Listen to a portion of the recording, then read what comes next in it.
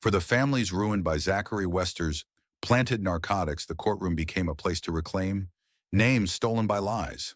Mothers and even children took the stand to describe the consequences of false convictions.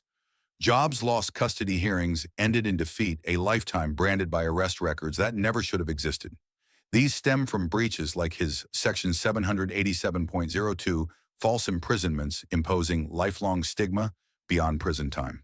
They spoke softly, yet their voices did not need volume to wound. Each testimony detailed years of humiliation for crimes fabricated to serve one man's ambition. The courtroom no longer felt procedural. It bled emotion too heavy for anyone to ignore.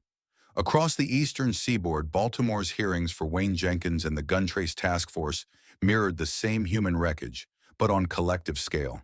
Victims described stop-and-frisk encounters that turned into armed robberies. Witnesses recounted raids conducted without warrants, badges flashed as shields against scrutiny.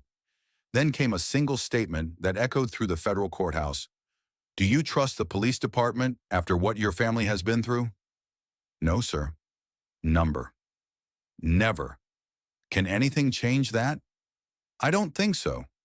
The stillness after that sentence was its own verdict.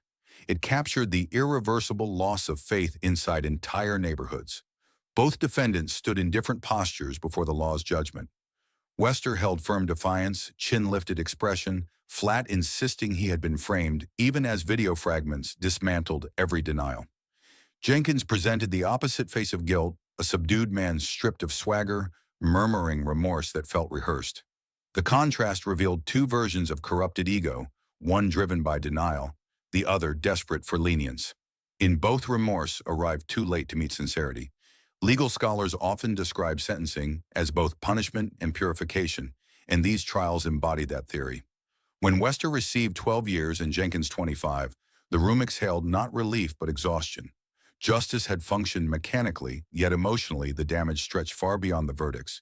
The law can punish the body, but it cannot sentence trust. What collapsed during those scandals was not merely procedural compliance, it was citizenship's quiet covenant with authority. Sociologists tracking fallout from these cases documented steep declines in citizen cooperation across jurisdictions. Tip lines went silent. Witnesses hesitated to testify. Patrol cars once viewed as protection began drawing protest lines instead. The word police fractured into two meanings, guardian and threat, depending on who answered the question.